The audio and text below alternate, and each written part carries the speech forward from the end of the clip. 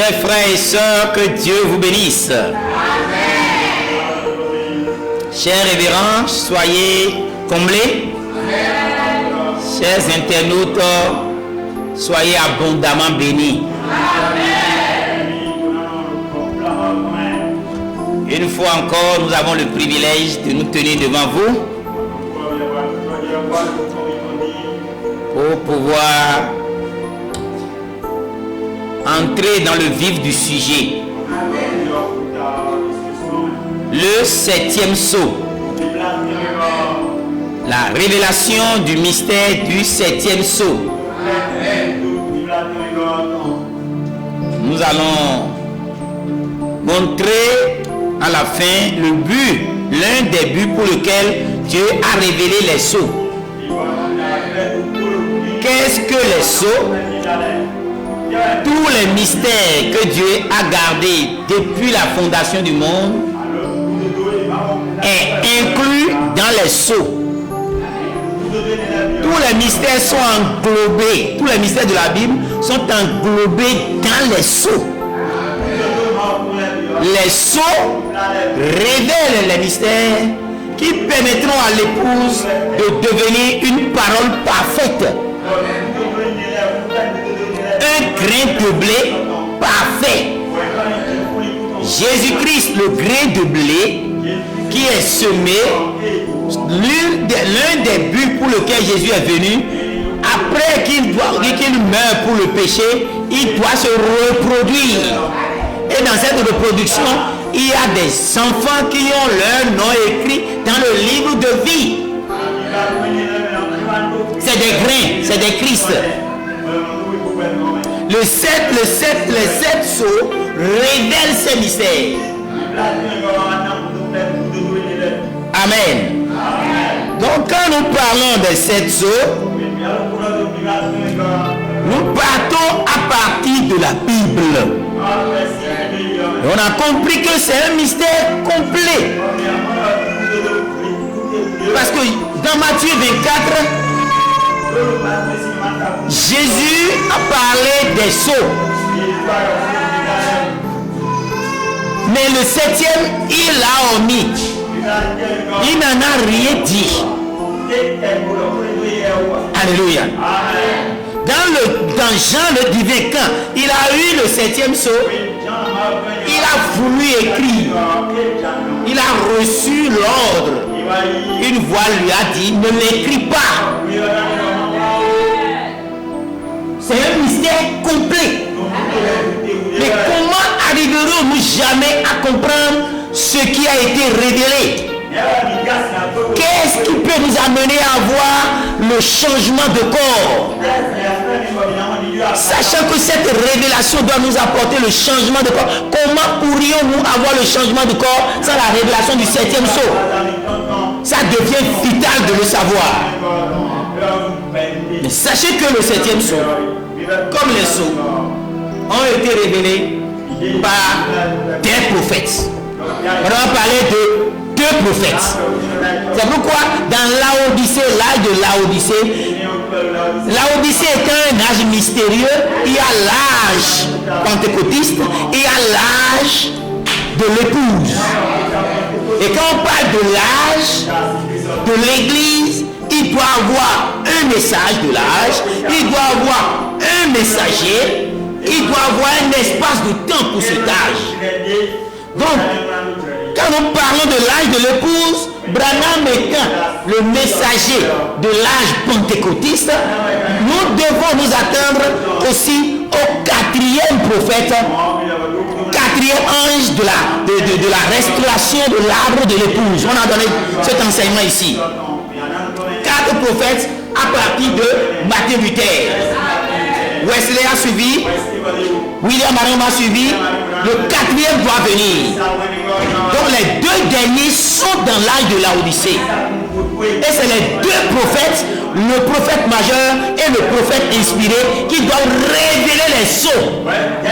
Parce qu'il y a les sceaux écrits et les sceaux non écrits. Et les deux sceaux, la révélation de ces deux lots de sceaux montre les deux points culminants du ministère de Branham. Vous avez devant vous le pasteur innocent. Je vous invite, si ce message commence par avoir sens pour vous, de liker, de vous abonner, de le partager. Amen. C'est le message court et rapide, l'évangile éternel. Sur notre chaîne YouTube. Partagez, frère, partagez. Ça touchera certainement des gens qui ont la soif d'être enlevés, qui veulent la vérité absolue. Alléluia. Moi, je suis pasteur, mais les mystères sont révélés par des prophètes. Si un pasteur dit qu'il peut révéler, si un apôtre dit qu'il peut révéler, mais il ment, ce n'est pas son ministère. Donc les deux prophètes dont on parle, il y a le prophète majeur William Marion Branham, le Christ, et le frère Espoir Thomas de l'Inde, le prophète inspiré. Alléluia. Alléluia. Nous ne faisons que relayer le message. Nous donnons l'écho du message. Que Dieu vous bénisse. Et l'objectif de ceci, c'est parce que nous sommes allés à une conférence en Afrique du Sud qui a une mission vision.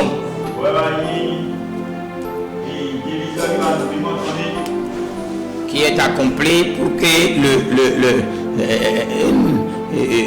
une clarté a été donnée sur le 7e sceau.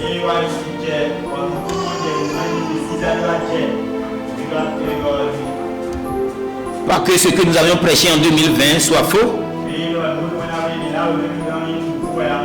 mais ceci vient encore clarifier la chose. Alléluia. Parce que nous avions reçu le précieux révérend Dr Branham Thomas, le fils du prophète inspiré. Amen. Donc, ce message est absolument vrai. Sans plus tarder, nous allons prendre nos Bibles. Nous allons lire Matthieu, Apocalypse chapitre 8, verset 1. Après Matthieu 24, 26, 36. Et enfin, Apocalypse chapitre 10, verset 1 à 7. Amen. Tenez-vous sur vos pieds.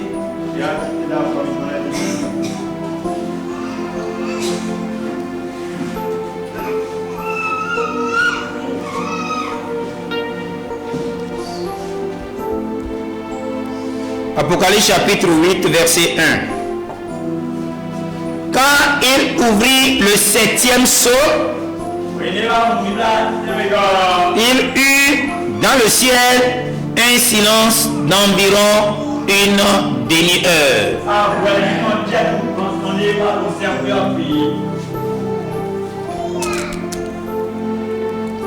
Matthieu 24, 36. Pour ce qui est du jour et de l'heure, personne ne le sait, ni les anges des cieux,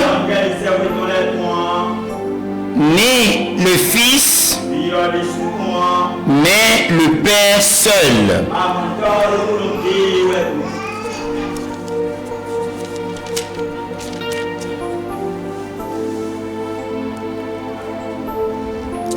Apocalypse chapitre 10, verset 1 à 7. C'est ça qui commence par ouvrir un peu les choses. Je vis un autre ange puissant qui descendit du ciel enveloppé d'une nuée. Au-dessus de sa tête était l'arc-en-ciel et son visage était comme le soleil et ses pieds comme des colonnes de feu. Amen. Il tenait dans sa main un petit livre ouvert et il posa son pied droit sur la mer et son pied gauche sur la terre. Et il cria d'une voix forte comme rugit un lion. Et quand il cria, les 7 tonnerres firent entendre leur voix. Et quand les 7 tonnerres eurent fait entendre leur voix, j'allais écrire. J'entendis du ciel une voix qui disait: seul ce qu'ont dit les 7 tonnerres, et ne l'écrit pas. Et l'ange que je voyais debout sur la mer et sur la terre leva sa main droite vers le ciel et jura par celui qui vit au siècle des siècles, qui a créé les cieux et les choses qui y sont, la terre, les choses qui y sont, et la mer, les choses qui y sont, qu'il n'y aura plus de temps. Mais qu'au jour de la voix du 7e ange, quand il sonnerait de la trompette, le mystère de Dieu s'accomplirait comme il a annoncé à ses serviteurs les prophètes. Prions le Seigneur. Rédempteur parfait, Seigneur Christ Branham, nous te sommes vraiment reconnaissants de nous avoir révélé le nom nouveau de notre Seigneur Jésus-Christ. Nous nous approchons de toi, Seigneur, avec le sang de Christ. Lave-nous, purifie-nous, que nous soyons plus blancs que la neige. Pendant que nous avons confessé nos péchés, que ta miséricorde puisse nous être accordée. J'obtiens miséricorde, Seigneur, pour moi-même, pour l'Église tout entière, afin que, Seigneur, nous puissions être agréés de toi. Seigneur, écoute. Seigneur, pardonne. Seigneur, sois attentif à nos supplications. Merveilleux Père Céleste, pendant que nous te prions, que toutes les forces du mal soient repoussées loin. Et que, ô Père de gloire, ton atmosphère qui est descendue par la louange que nous t'avons accordée, puisse, ô Père de gloire, ouvrir les portes du ciel sur nous, afin que les anges montent et descendent dessus, afin que les conversions puissantes soient accomplies, afin que les guérisons authentiques soient accomplies. Ô Père éternel, la transformation, l'esprit de pardon puisse vraiment animer les uns et les autres. Ô Créateur de l'univers, nous venons à toi ce matin, sachant que tu nous as invités. Nous sommes venus au rendez-vous, ô Père, à cette fête, Seigneur. Regarde-nous à travers le sang de ton Fils, en ton puissant nom, Christ Branham, Rédempteur parfait, Sauveur divin, toi qui es le véritable, toi qui as accompli la véritable expiation. Gloire à ton Saint-Nom, Seigneur. Oh Dieu, sans rentrer dans le lieu saint des saints, nous ne pourrions pas comprendre ces mystères. Sans respecter les ABC de la parole, nous ne pouvons pas saisir ces révélations. Mais Père de gloire, accorde que nous puissions, oh Dieu, prendre ce sang, Seigneur, et pouvoir le sang, Seigneur, de la véritable expiation qui a été versée dans les rues d'Amarillo, et puissions entrer dans le lieu saint des saints afin de saisir ces révélations, Seigneur. Fais de nous des souverains sacrificateurs, fais de nous des rois, et accorde-nous, Seigneur, de faire assez de sacrifices. Le sacrifice vivant de notre corps, le sacrifice de louange, le sacrifice de la parole, le sacrifice de la prière, le sacrifice de la consécration, le sacrifice au Père d'action de grâce. Accorde que nous soyons des sacrificateurs authentique, Seigneur. Gardant le feu toujours allumé sur l'autel, Seigneur.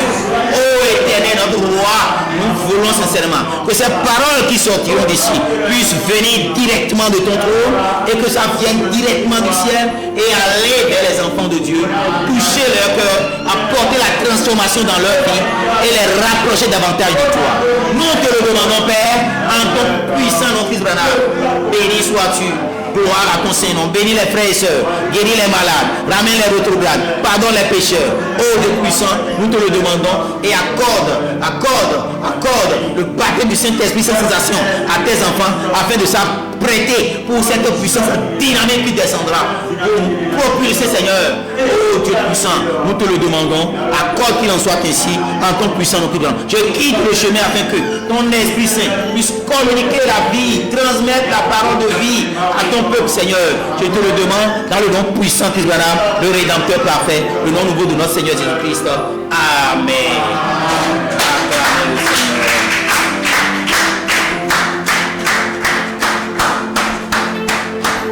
Que Dieu vous bénisse. Veuillez vous asseoir. Chers frères et sœurs, nous sommes dans la joie, une fois encore, de nous tenir dans la maison du Seigneur. Alléluia.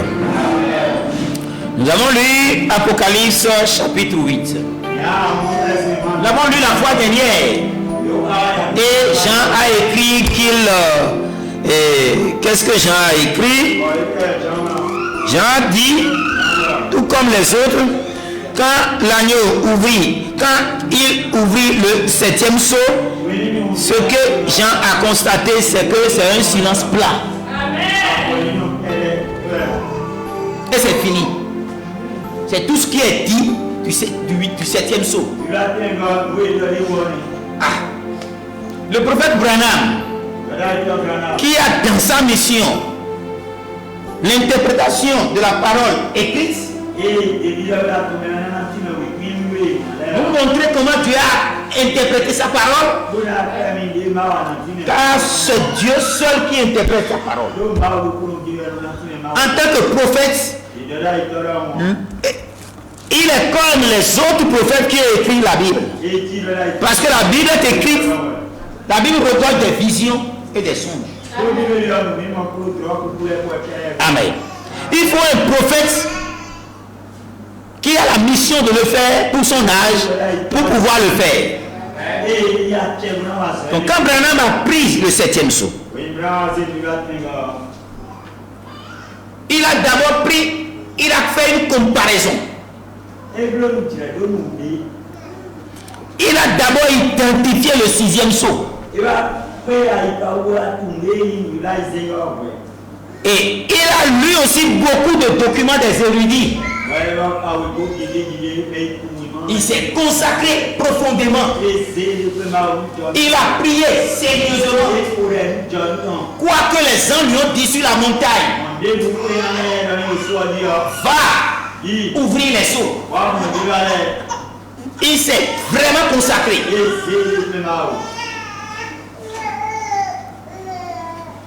Ayant eu la révélation, ce que les érudits tous ont dit ensemble, c'est que Matthieu 24,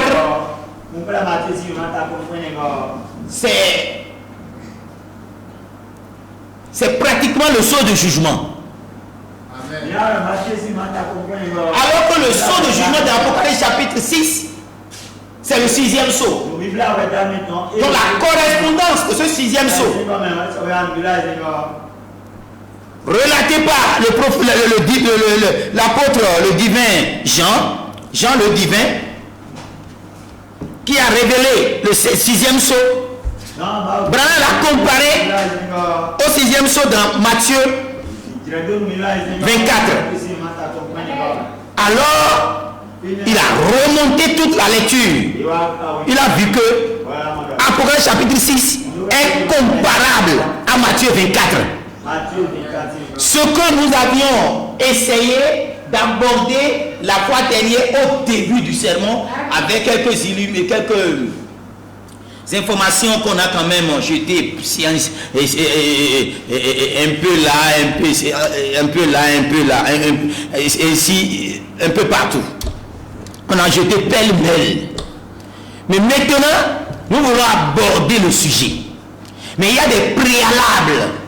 Qu'est-ce que les sceaux? Pourquoi les sceaux doivent être ouverts? Les sceaux regroupent pourquoi? En quoi regroupent les sceaux? Toutes ces questions, vous les comprendrez maintenant avant de sortir d'ici. Alors quand on va commencer par parler des sceaux, vous serez vraiment intéressés. Alléluia. Donc on a compris que cette comparaison que Branham a faite nous a permis de savoir que au 7e sceau, Jésus n'en a rien dit. Ce qui renforce encore que c'est un sceau, c'est un mystère complet, totalement caché. Il n'y a pas de vision pour ça. Qui soit cité dans l'Apocalypse chapitre 6. Parce qu'Apocalypse chapitre 1, entre les 6 premiers sceaux et le 7e sceau, il y a Apocalypse chapitre 7 qui a parlé de la reconstitution des enfants d'Israël, les 144 000. Avant maintenant, Apocalypse chapitre 8, parce que les sceaux ont été parlés dans Apocalypse chapitre 6. Amen.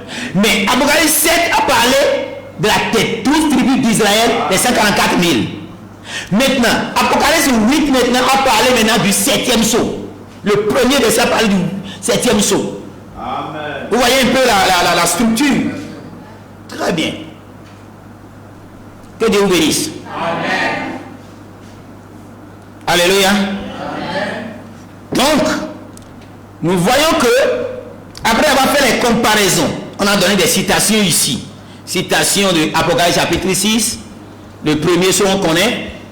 On a cherché, Branham a donné la correspondance comparable à Matthieu 24, ce que ça correspond jusqu'au 6e sceau. Maintenant, quand nous voulons parler maintenant sur le 7e sceau, nous voyons que Apocalypse chapitre 8, verset 1 a dit qu'il y eut dans le ciel une silence d'environ une demi-heure. Il n'a rien vu, tout est devenu stable, rien ne bougeait, rien ne se disait, tout est calme, tout est silencieux pendant une demi-heure. Et je vous ai dit, pour évaluer cette demi-heure, il suffit de voir un jour. Pour Dieu, c'est combien de temps? Un jour correspond à combien de temps chez nous? Ça correspond à 1000 ans. Pierre l'a dit. Un jour pour Dieu, c'est 1000 ans sur la terre. Donc une demi-heure. Une demi-heure correspond à combien? Un jour, 24 heures. Dans un jour, on a combien de demi-heures? Amen.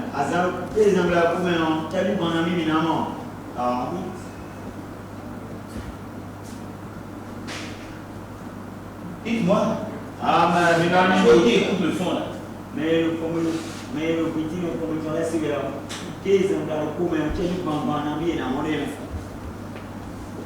Vous n'avez pas ce message là. Si vous n'avez pas ce message, vous ne pouvez pas aller dans l'Allemagne. Si vous n'avez pas ce message là, vous n'allez pas dans l'Allemagne. Si c'est les témoignages que vous voulez seulement entendre, vous voulez entendre les témoignages, vous voulez entendre des histoires que les pasteurs racontent, vous voulez entendre l'évangile de Jésus-Christ dans leur phase ancienne. Et Jésus-Christ est revenu dans l'évangile éternel, vous ne voulez pas entendre les choses sur les sceaux, vous n'irez pas dans l'Allemagne. Amen. Je veux vous voir aussi vif que pour les autres sermons.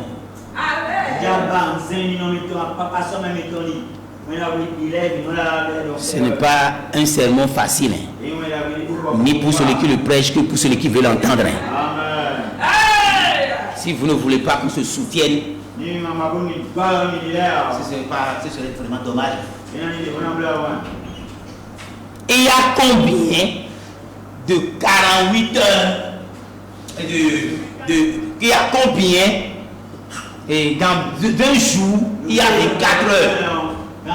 Il y a combien demi-heure, dans un jour.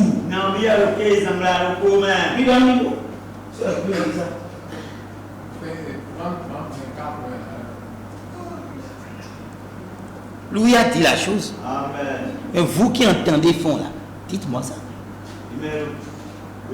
Il y a combien d'heures dans un jour? Et donc, quand nous dans une heure, il y a combien de demi-heures? Amen. Alors, non, il n'y a pas de problème. Il n'y a pas de problème. Parce qu'après tout le monde est mathématicien. Amen.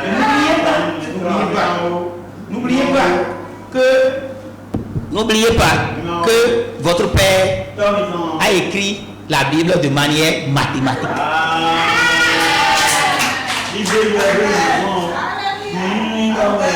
Donc si vous êtes un véritable fils du Père, 24 heures, demi-heure dans une heure, 2 demi-heures, ça fait 24 heures fois 2, ça fait combien? Ça fait 48, voilà. Maintenant mon cœur s'est réjoui. Là vous me suivez. Alléluia. Voilà. Donc déjà, s'il y a 48 demi-heures, il suffit de prendre 1000 ans, divisé par 48 demi-heures. Et la prochaine fois, vous allez me donner la réponse. Amen. Donc nous avions vu, c'est ce qu'on a vu. Maintenant, dans les comparaisons, Branham nous a dit que Apocalypse chapitre 8, verset 1 est comparable à Matthieu 24, 36. C'est le prophète qui l'a dit. Et qu'est-ce que ça là nous a montré? Ça nous a simplement dit, pour ce qui est du jour et de l'heure, personne ne le connaît, personne ne le sait, ni les anges des cieux. Ils étaient silencieux, ils ne pouvaient pas parler, ils ne comprenaient pas ce qui se passait, ni les anges des cieux, ni le Fils, Dieu le Père. Dieu le Père qui est devenu fils dans sa chair humaine en tant que le Nazaréen, Jésus-Christ, il dit je ne sais pas quand je vais revenir.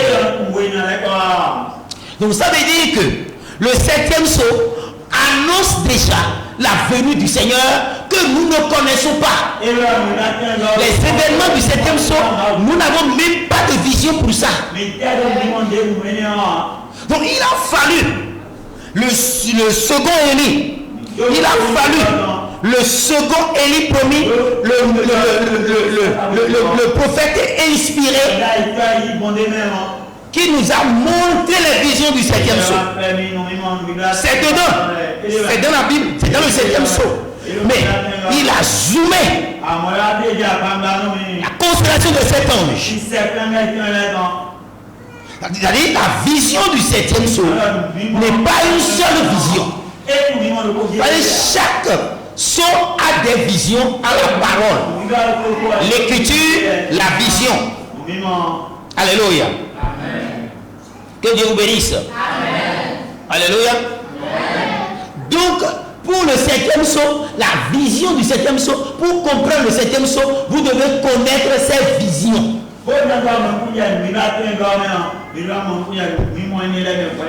Alléluia. Pour comprendre un peu ce que je dis là, prenons par exemple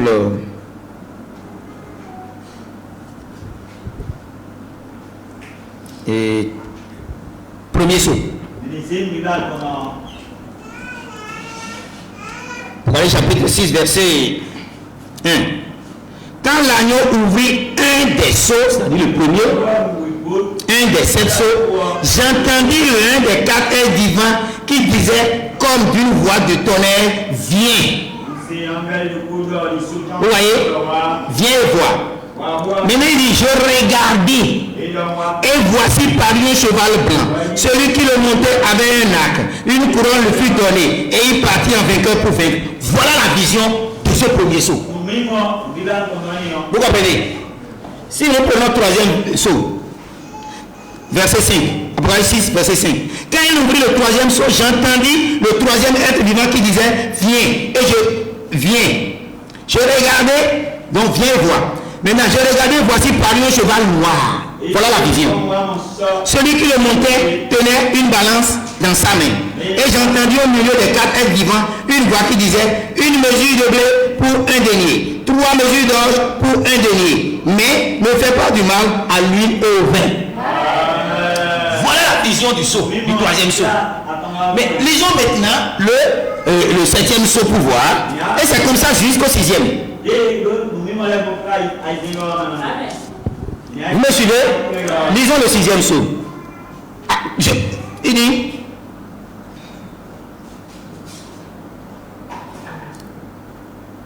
j'ai regardé. Quand il ouvrit le sixième saut, il eut un grand tremblement de terre. Le soleil devint, je regardais. Et il y a la terre qui a tremblé dans la vision. Le soleil devint noir comme un sac de crin. La lune entière devint comme du sang.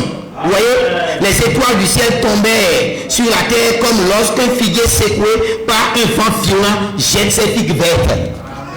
Vous voyez, le ciel se retira comme un livre qu'on roule et toutes les montagnes et les îles furent remuées de leur place.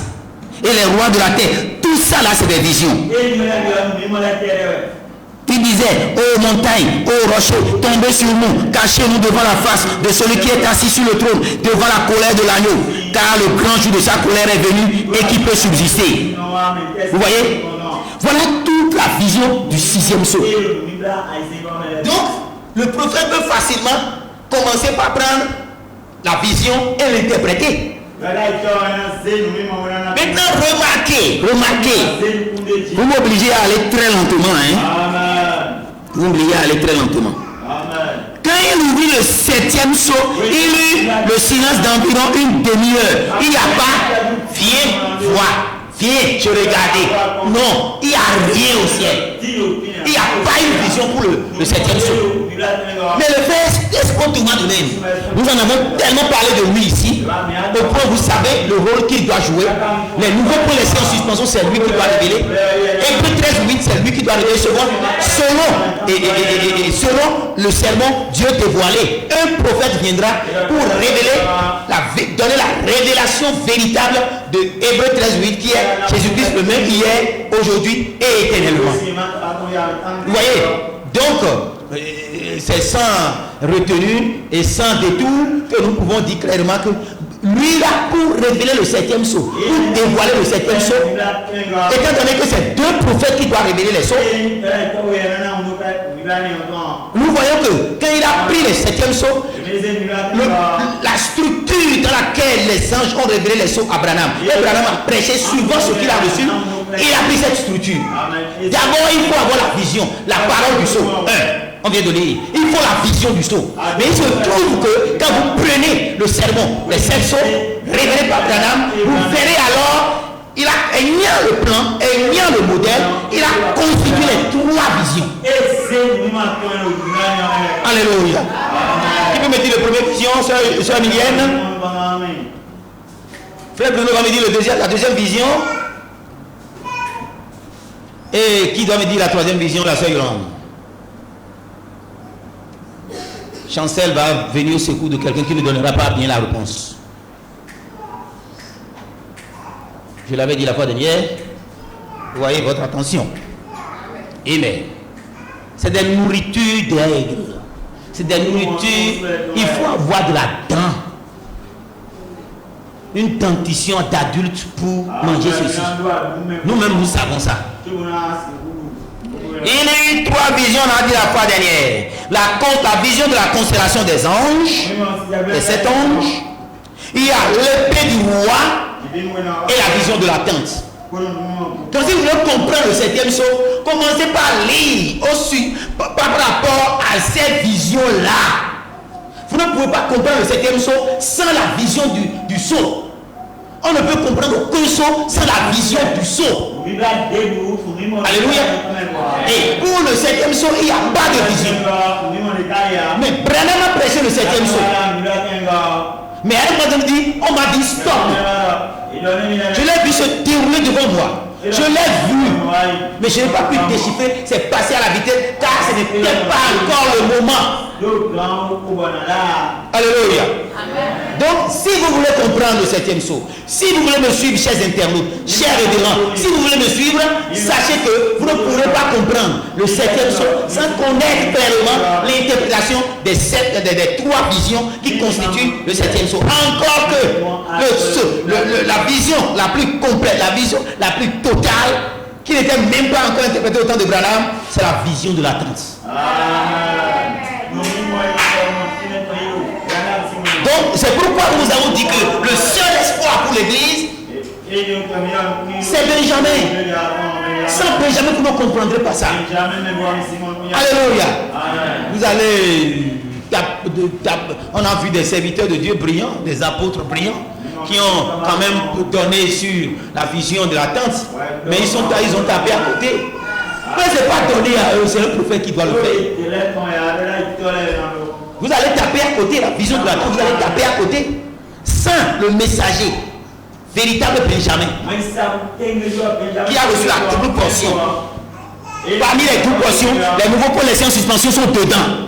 Sans cela, vous ne comprendrez pas. Alors que sans la révélation du 7e saut, ce à quoi je vous exhorte à suivre avec amour et soif, sans cela, ne vous n'irez pas dans l'enlèvement. Ça parle de la venue du Seigneur. Amen. Vous voyez? Que Dieu vous bénisse. Amen. Donc, quand nous avions lu le second passage de Matthieu 24, 36, on a compris que ça parle de la seconde venue. Le 7e jour déjà parle de la seconde venue. Pas cette comparaison. Alléluia. Donc, pour revenir un peu en arrière, pour que vous me suiviez, je disais que la fois dernière, Branham nous a instruit, lui-même l'a fait. Au 6e saut, il dit, vous allez précisément voir ce qu'il en est. Au paragraphe 142, il disait, vous allez voir précisément ce qu'il en est. Vous voyez ce que l'agneau montre ici en symbole dans les sceaux, et vous voyez ce que lui-même a annoncé dans sa parole dans les évangiles. C'est exactement ce qu'il a fait.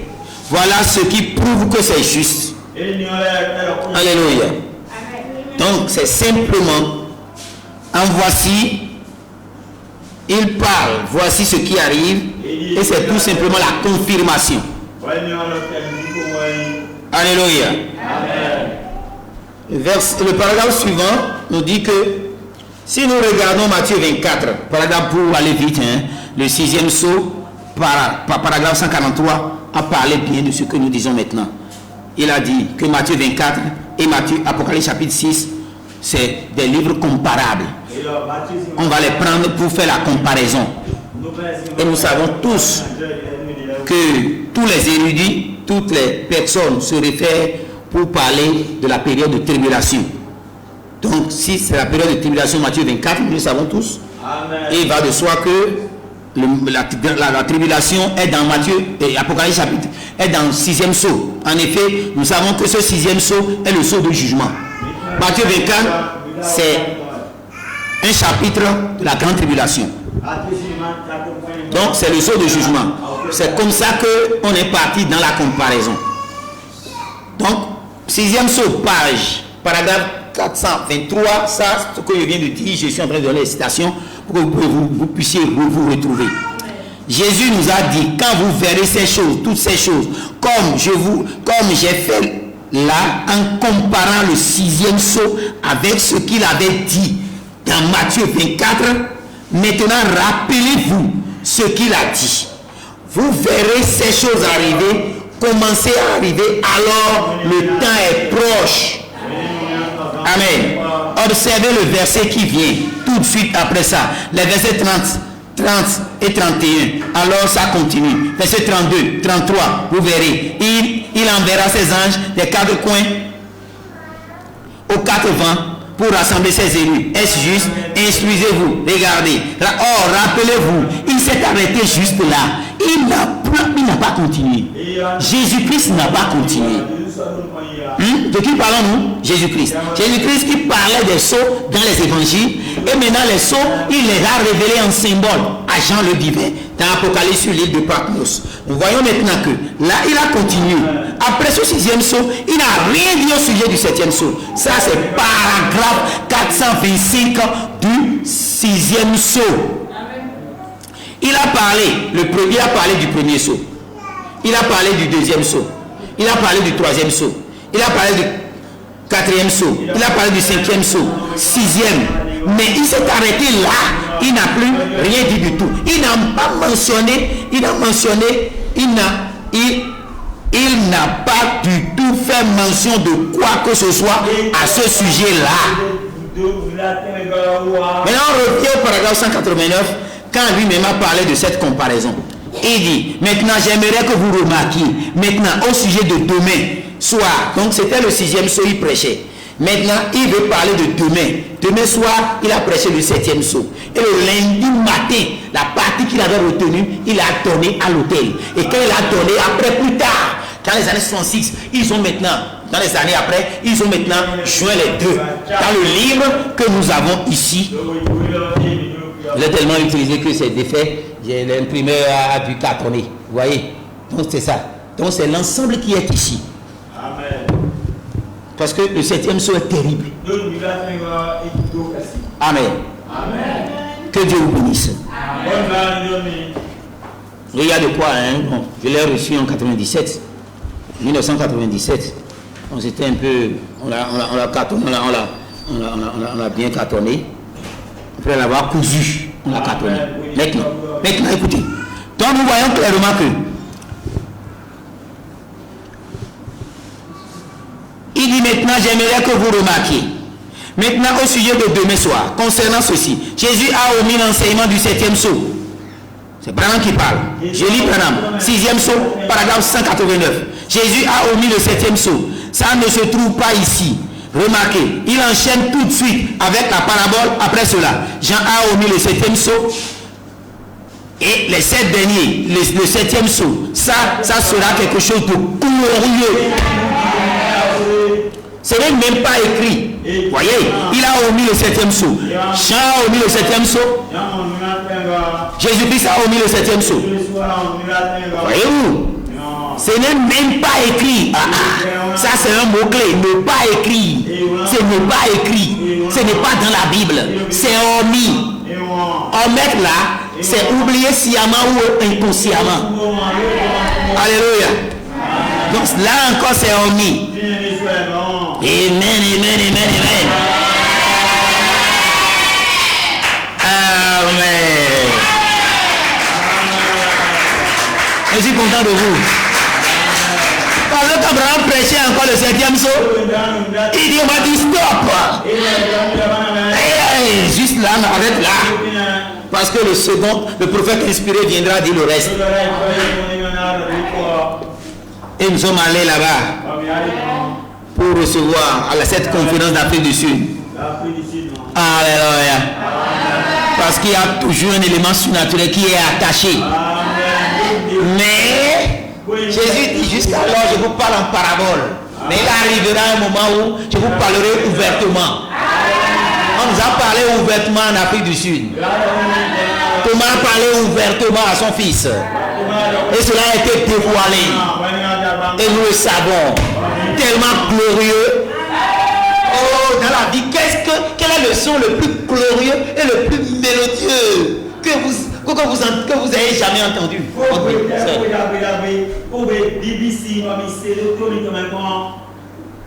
Amen. Branham a dit quelque chose sur ça.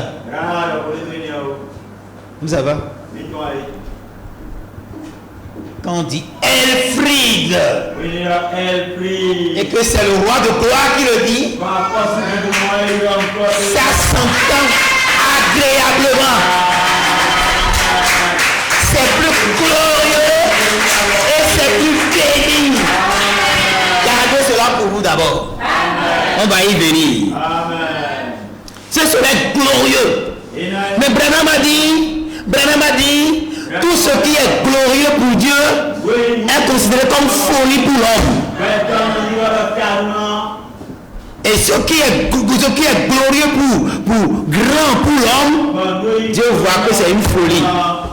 Amen. Ce n'est pas écrit. Ce n'est même pas écrit. Jésus a clairement dit, Dieu a seulement dit qu'il y a, Jean a dit, il y a eu un silence dans le ciel. Qu'est-ce qu'il a compris là maintenant? Jésus, lui, il n'en a pas du tout parlé. Mais ailleurs, on dit ceci. Matthieu 24:36. Pour ce qui est du jour, personne ne le sait. Quelque chose est dit dessus maintenant. Est-ce que quelque chose est dit dessus? Ni les anges ne savent pas. Moi, en tant que fils dans un corps nazaréen, je ne sais pas. Tu ne le connais pas, tu vas en parler. Jean n'a pas parlé de ça. Il a dit au maître. Jésus n'a pas parlé de ça. Il a dit que lui ne sait pas en tant que fils. Le père a pris un corps. Il devient fils. Quand le fils a dit je viens du père, de la colonne de feu, et il retourne au père. Il retourne en devenant colonne de feu. C'est alors qu'il devient encore père. Mais en tant que fils, il ne sait pas. Il ne sait pas. Il dit je ne sais pas. En tant que fils, je ne sais pas. C'est le son comme ça. C'est ce que toi tu veux savoir maintenant. Nous avons un auditoire visible ici. Un auditoire invisible qui sont les internautes. Mais il y a encore un autre auditoire invisible. Parce que dès que les apôtres, ceux qui sont morts, ne réussissent pas pour venir écouter ce message, ils ne peuvent jamais parvenir à la perfection. Alléluia. Que Dieu vous bénisse. Amen, amen, amen. Il ne sait pas. Seul le Père le sait. Il a eu ton main. Le Père le sait. C'est un mystère complet. Le Seigneur viendra sous quelle forme? Avec quel nom nouveau? Et il va commencer par être adoré comment? Ça, les anges sont confus. Comme ça là, nous impressionnons les anges. Vous voyez, les anges sont géants, puissants. Des anges guerriers, des anges vertus, des anges gardiens et autres, ou bien les archanges, les chérubins et autres, les plus effroyables possibles, avec des visages terribles. Ou bien, ils sont impressionnants. Mais quand nous parlons de l'évangile éternel, nous impressionnons les anges. Ils ne savent pas. L'homme est le fils de Dieu. L'homme impressionne l'ange. Ils sont à vos services. Vous n'êtes pas des pentecôtistes pour succomber à n'importe quelle vision de l'ange, même si c'est le diable qui se déguise en ange de lumière. Vous allez succomber à ça? Vous impressionnez les anges. Satan vient, s'il se déguise en ange de lumière, il va faire semblant de ne pas être impressionné par vous. Vous le détectez. Ta parole même sera mensonge. Vous pouvez changer de visage, d'identité physique. Vous ne pouvez pas changer votre nature. C'est comme un criminel qui a changé de visage. Il a fait l'art plastique. Il a changé de visage. Mais il aimait les courses de chevaux. Il aimait aller dans les tavernes de bière. Et il a des endroits précis. Vous pensez que malgré son identité physique qui a changé, il ne veut pas traîner dans ces milieux? C'est comme ça on l'a attrapé. Jésus-Christ le même hier, aujourd'hui, éternellement. S'il change de visage, il ne va pas manquer de faire discernement. Il ne va pas manquer de parler de Dieu. C'est comme ça qu'on a chopé Chris Branham. Amen. Vous pouvez changer de visage. Vous n'allez pas changer de nature. C'est comme Billy Paul qui a dit, le fils aîné du prophète qui a dit, oui, je suis devenu vieux, mais j'ai toujours les mêmes désirs, désirs sains, hein? Mais vous n'avez plus la force de le faire, de les faire. Mais c'est là, la vieillesse vous change physiquement, mais la nature est toujours là. Alléluia. Amen. Que Dieu vous bénisse. Jésus-Christ a changé de forme. Marc l'a dit, il changea de forme. Mais sa nature n'a pas changé. Dieu ne change pas sa nature. Il change de masque. Il ne change pas sa nature. Dieu est un Dieu immuable, Dieu est un Dieu inchangeable, voix immuable. Jésus-Christ est le même hier, aujourd'hui, éternellement. Qu'est-ce que Branham a apporté? Dans les moindres détails, qu'est-ce qu'il a ajouté? Quoi?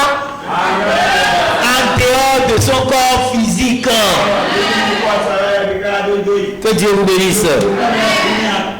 Le septième se révèle tout ça. Le septième se révèle tout ça. Amen.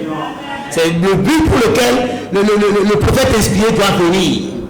Parce que le prophète inspiré doit révéler sa venue dans un corps physique. Donc Thomas doit nous doiter Jésus-Christ de retour. Alléluia. Nous allons y arriver. Amen. On n'a pas pu l'écrire. Ce n'est même pas écrit.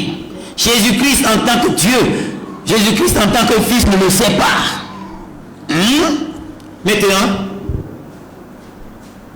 allons dans le message. Paragraphe 390 du 7e sceau. Avez-vous remarqué? Il est midi. Mais je n'ai pas encore fait une heure de prédication. Permettez-moi. Avez-vous remarqué quand les Juifs lui ont posé la question à ce sujet? Vous savez, quand nous avons mis en parallèle le passage de l'écriture ici, de Matthieu 24, avec les 6 sceaux, le 7e sceau a été omis. En effet, vous voyez, Christ a dit qu'il n'y avait que Dieu lui-même qui savait. Pas même les anges, rien d'étonnant. Ce n'était même pas écrit. Voyez-vous, ils se sont tus. Il ne s'est rien passé à ce moment. Les anges ne le savent pas. Personne ne le sait quand il va venir. C'est pourquoi quand vous prenez Apocalypse chapitre 10, qu'on a lu, ça nous ouvre un peu la porte. Amen. Maintenant, on va lire seulement versets 3 et 4. Il dit, il cria d'une voix forte comme rugit un lion. Et quand il cria, les 7 tonnerres firent entendre leur voix. Amen. Et quand les 7 tonnerres eurent fait entendre leur voix, j'allais écrire. Mais qu'est-ce qu'on avait lu dans Matthieu? Il ne sait pas. Qu'est-ce que Branham a dit? Ce n'était pas écrit. Qu'est-ce qui n'est pas écrit? C'est la voix des tonnerres. Quand les 7 tonnerres eurent fait entendre leur voix, j'allais écrire et j'ai entendu du ciel une voix qui disait, scelle ce qu'on dit les 7 tonnerres et ne l'écrit pas. On dit scelle, c'est scellé, c'est sceau. Et ne l'écrit pas. Scelle ce qu'on dit les 7 tonnerres et ne l'écrit pas. Vous voyez? Donc Branham a dû dire par exemple 391 du 7e, il dit, il y aura les 7 voix de ces 7 tonnerres qui révéleront la grande révélation à ce moment-là. Alors je crois que nous qui, si nous ne le savons pas, nous, cela ne serait pas connu avant ce temps-là. Mais ce sera révélé ce jour-là, à l'heure où cela est censé être révélé. Alors, ce qu'il nous faut faire, c'est d'être respectueux devant Dieu, de le servir, de tout faire, tout ce que nous pouvons faire et de mener une bonne vie chrétienne. Ainsi, vous devez respecter les ABC, vous devez mener une bonne vie chrétienne, attendant jusqu'à ce que le moment est pour vous maintenant d'écouter. Chers internautes, le moment est venu pour vous. Le temps fixé par Dieu est arrivé. Alléluia. Tout le retard que vous avez connu, pour vous ne pas saisir ces révélations aujourd'hui, par ceci, vous le saisirez. Et ça vous transformera. Ça va vous rajeunir. Comme Abraham et Sarah. Oui. Ainsi, nous voyons que le 6e sceau nous a été ouvert. Nous le voyons. Et nous savons que ce 7e sceau ne peut pas être dévoilé au public. C'est connu. Abraham l'a brisé. Mais c'est connu. Mais ce n'est pas dévoilé au public. Tant que cette heure-là n'est pas venue. Quelle est cette heure? C'est l'heure où le prophète inspiré sera sur la scène. C'est à partir des années 80. Abraham parle de ceci dans les années 1963. Mars 63. Janvier 84. Janvier 1984, ça fait combien d'années? Ça fait les demi-heures bouclées. 50 mois. Comptez les demi-heures. Un silence plat a eu lieu jusqu'à ce qu'on a connu le vrai Dieu. Mais cette honneur était révélée par Thomas. Et alors l'adoration a commencé dans le nouveau nom de Jésus-Christ. Alors nous savons maintenant que nous sommes dans le vrai. 20 mois, c'est ça. La demi-heure. 1963. Il dit tant que cet homme ne sera pas là. Tant que.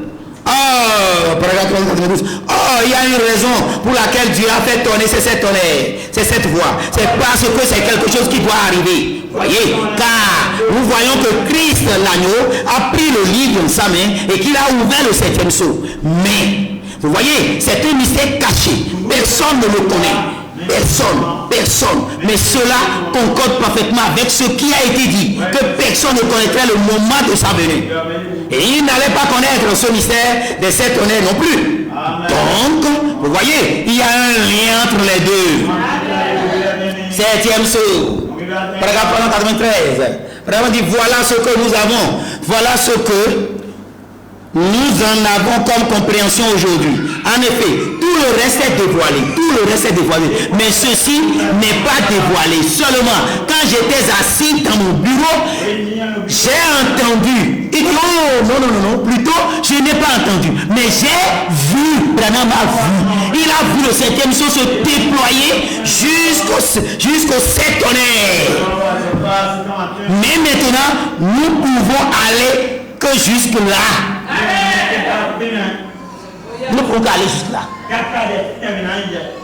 Que Dieu vous bénisse. Nous pouvons aller que jusque-là. Vous voyez? Mais au temps de Thomas, après les 20 ans, 10 mois, après les demi-heures, quand les demi-heures sont passées, nous disons des choses glorieuses ici, là. Quand la demi-heure est passée, qu'est-ce qui doit alors se passer? C'est là la grande question. Les anges ont eu pendant une demi-heure. C'est quand à quand? Et quand ils ont, après les demi-heures là, qu'est-ce qu'ils ont remarqué? Qui est levé sur le trône? Entre-temps, Branham est mort, il est enseveli. 3e jour de son ensevelissement, il est resté le 13 avril 1906. Il est allé où? La Bible dit dans page 12 qu'il est monté au trône de Dieu. Avec une verge de fer, l'épée du roi est dans sa main. Amen. Ou bien, donc nous voyons clairement que, étant sur le trône maintenant, les gens sont obligés de voir maintenant que le Dieu éternel, le créateur des cieux et de la terre, que c'est le Seigneur Christ Branham, le véritable fils de David, le roi du millénium et le roi de l'éternité. Alléluia. La révélation a commencé quand Christ Thomas a commencé par enseigner, à donner l'enseignement sur les 7 tonnerres. ça fera descendre la pierre fêtière. Car Dieu l'a donné. Dieu a donné Christ, Dieu a soumis tout sous les pieds de Christ Branham. Et l'a donné comme pierre fêtière pour chef suprême de la super église. Qui est son corps? La plénitude de celui qui remplit tout en tous. Voilà la prière que Paul avait faite. Et cette prière s'accomplit aujourd'hui convenablement à nous. Cela vous révèle Christ. Cela nous donne une communion avec notre Dieu. Amen. Que Dieu vous bénisse. Chers frères et sœurs, je te prie, pendant que nous sommes en train de finir,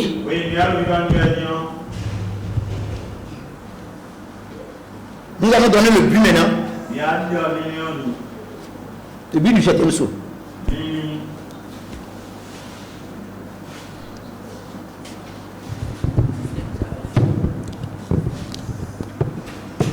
Avant d'aller en profondeur dans ce message sur le 7e saut, nous devons étudier l'objectif visé par Dieu en ouvrant les seaux.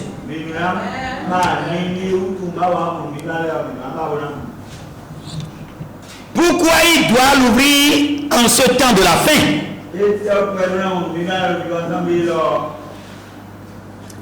Au temps de la fin de son plan de la rédemption. Nous avons donné un enseignement sur le plan de la rédemption ici. Au besoin, on peut y revenir parce qu'on en a parlé aussi en Afrique du Sud. Parce que Dieu, dans son plan, c'est que Dieu devienne un homme. Et que l'homme devienne Dieu. Et cela est accompli parfaitement avec Christ Branham. Celui qui, par sa parole, des écureuils sont créés. Celui qui a dominé la pesanteur est resté dans les airs pendant une demi-heure. Celui qui peut rester sans respirer pendant une demi-heure.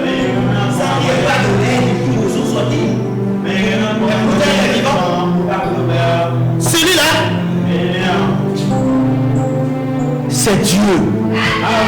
C'est l'accomplissement du plan de la rédemption. Nous devons étudier l'objectif visé. Pourquoi Dieu t'a révélé les choses? Pourquoi en ce temps de la fin de son plan de la rédemption? L'intégralité du mystère de Dieu, du mystère divin, a été révélé au grand prophète Branham. Quand nous parlons de Thomas, chère sœur Sharon Rose, les gens parlent de ce que qu'est-ce qui est que Branham a, qu'est-ce que Branham n'a pas pu dire, qu'est-ce que Branham n'a pas, Branham tout a été révélé. Oui, c'est encore caché dans les sermons. Donc nous vous disons que l'intégralité du mystère divin a été révélée effectivement au grand prophète William Monroe Branham. Amen. La révélation des sceaux contient l'intégralité du plan de la rédemption. Amen. Donc c'est des choses que vous devez d'abord retenir. Christ Thomas doit définir les choses qui ont été révélées à Branham. C'est pourquoi il est un prophète inspiré. Amen. Si vous prenez le 7e saut, paragraphe 16, Branham dit ici, maintenant, je ne sais pas ce qui devait venir après ceci. Branham dit, je ne sais pas ce qui devait venir après ceci. Ce sont les 7 trompettes dans un autre message. Mais là encore, il ne l'a pas prêché. Parce que ça concernait plus les juifs que nous. Alléluia. Maintenant, il dit, mais les sceaux englobent presque tout. Les sages de l'église s'y succèdent. D'abord, nous les avons situés. Ce qui était très important, mais dans ce temps, à l'ouverture des sceaux, montre où va l'église et ce à quoi elle aboutit. Amen. Alléluia. Donc je pense que le Père Céleste a été vraiment bienveillant envers nous et nous a permis, de nous avoir permis de voir ce que nous avons vu. Il faut garder l'enfant. Amen. Que Dieu vous bénisse. Toujours pour comprendre que l'intégralité du mystère divin a été d'abord révélée par Abraham, d'une part, et que cela renferme les 7 sceaux. Lisons encore la brèche entre les 7 sceaux, entre les 7 âges de l'église et les 7 sceaux. Amen.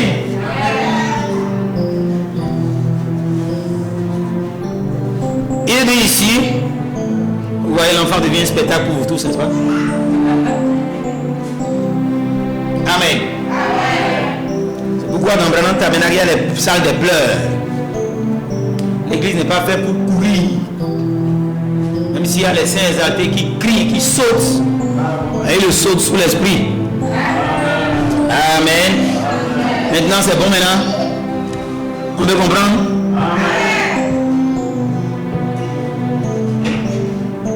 Amen.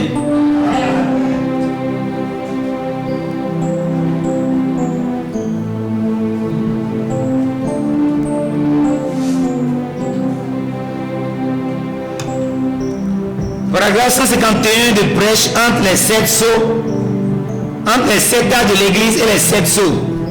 Prêché le 17 mars 1963. Tous les sceaux ont été prêchés en bas 63. Il dit, vous voyez à l'intérieur. Maintenant, quand nous allons briser ces sceaux, vous allez voir que cela se trouve dans les Écritures, depuis le commencement. Pour chacun de ces sceaux, toute la chose ensemble, les mystères tout entiers reposent dans ces sceaux. Si vous voulez devenir enfant de Dieu, avoir la plénitude de Dieu dans votre vie, vous devez avoir tout le mystère de Dieu dans son entièreté. Vous devez aimer les sceaux. Vous devez aimer les mystères. Parce que les sceaux englobe tout. Prendre les sceaux englobe presque tout. Et maintenant il dit ici clairement que pour chacun de ces sceaux, toute la chose ensemble, les mystères tout entiers reposent dans ces sceaux. Voyez, chaque mystère de la Bible se trouve dans ces sceaux. Tout ce qui est mystère, tout ce qu'on ne comprend pas, tout ce qui est caché, elle se trouve dans ces sceaux. Amen. Frère Branham donne 5 coups sur la chair pour dire que c'est ça. Et les sceaux ne peuvent être brisés avant ce temps-là. Je vais le prouver tout de suite. Je continue toujours. Et il dit, maintenant, le livre, souvenez-vous, est scellé. Voilà, le voici. Le livre est scellé, comme la biche l'a montré. Vous voyez, on a mis des sceaux cachés, voilà. Sur la fiche qui est à gauche là-haut, la photo de Branham, vous allez voir que c'est un rouleau avec des points rouges. Ces points rouges sont des sceaux. 7 sceaux. Donc le livre, le livre est scellé, et voilà. Le voici, ce sceau. Ensuite, il y a un autre qui est enroulé. Donc quand on scelle le sceau, on enroule. On scelle, on enroule, on scelle, on enroule. Comme on plie la natte là. Comme un rouleau. Voyez-vous? Et on les scelle. C'est un livre de la rédemption. C'est un livre de rédemption. Et le tout ensemble forme le livre. Et il est scellé de 7 sceaux. Et puis, c'est sur le revers. Parce que c'est enroulé. Quand on roule, c'est sur le revers que le sceau est placé. Vous me suivez? Donc, le mystère de soi est à l'intérieur. Le cavalier sur le cavalier blanc ou sur le cavalier noir, que sais-je encore, le mystère du livre entier est dans les sceaux. Le mystère du livre entier est dans les sceaux. Le mystère du livre, répétez, le mystère du livre entier est dans les sceaux. Le mystère du livre entier est dans ces sceaux. De la Genèse à l'Apocalypse, une fois encore, le mystère du livre entier, répétez à haute voix, le mystère du livre entier est dans ces sceaux, de la Genèse à l'Apocalypse. Vous voyez, donc tout complet de la rédemption qui est révélé dans ces 7 sceaux. Vous voyez, et c'est un moment important que Dieu nous aide à nous saisir. Amen. Amen. Amen.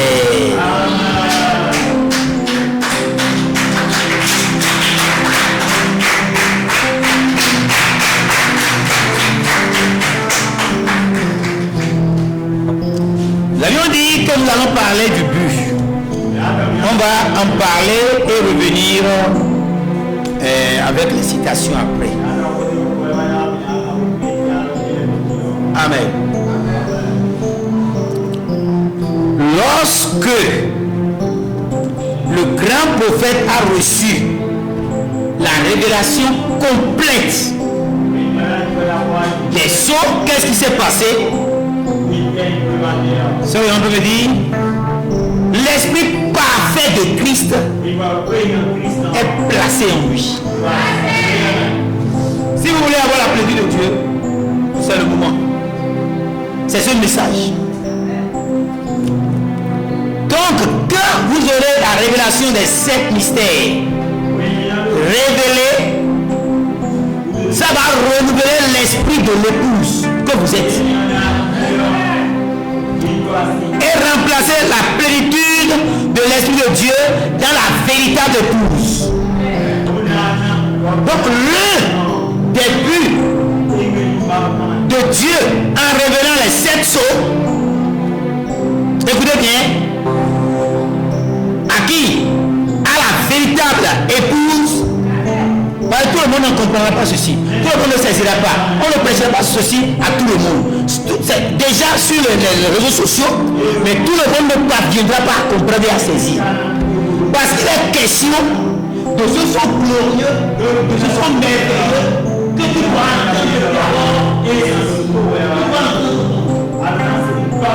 tout le monde va être libre.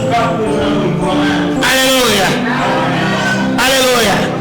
Pas dans le livre de la mort, pas dans le livre de la condamnation du diable, mais dans le livre de vie de l'agneau. Ton est dedans? Je crois qu'un chant est bien assorti aujourd'hui. Hein? C'est ce chant-là. Et créer l'atmosphère nécessaire au nom puissant Christ Branham. Alléluia. Donc, Dieu montre cela à l'épouse pour lui révéler ce que Dieu a fait dans le passé, ce qu'il est en train de faire maintenant dans le présent et ce qu'il fera dans le futur.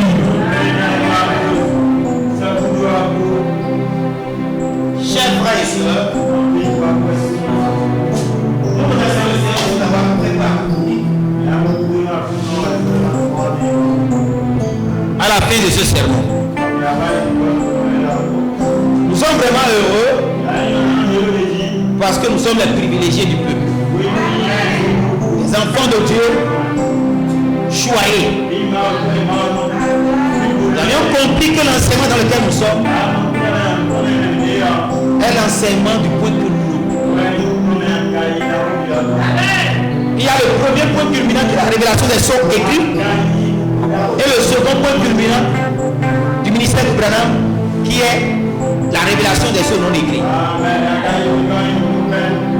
Et quand nous sommes dans le 7e sceau,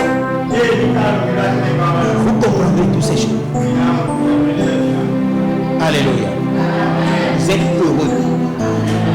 Vous êtes les bienheureux. Petit troupeau, il faut pas avoir tête. Il a plu à Dieu de vous donner les mystères du royaume. Amen. Dieu a révélé l'entièreté de la révélation à Christ Branham. Cela a rendu son esprit parfait. Il a atteint le niveau de pic. Et quand ce message, après les demi-heures, va être apporté à l'épouse véritable, l'épouse sera aussi amenée au pinacle de la révélation. Et il aura la pensée de Christ Et tout ce qu'il dira sera la vérité. Votre esprit deviendra un esprit parfait. Vous serez adopté. Et parce qu'on vient de voir tout le mystère qui se trouve de la Genèse à l'Apocalypse est englobé par le septième sceau. Est englobé dans le septième sceau. Dans les 7 sceaux. Est-ce que ces 7 sceaux constituent le livre de vie de l'agneau? Le livre où ceux que Dieu a voulu qu'ils deviennent des Christ, leurs noms sont écrits. Et tout se résume à ça. Que Dieu vous bénisse tous. Shalom, shalom.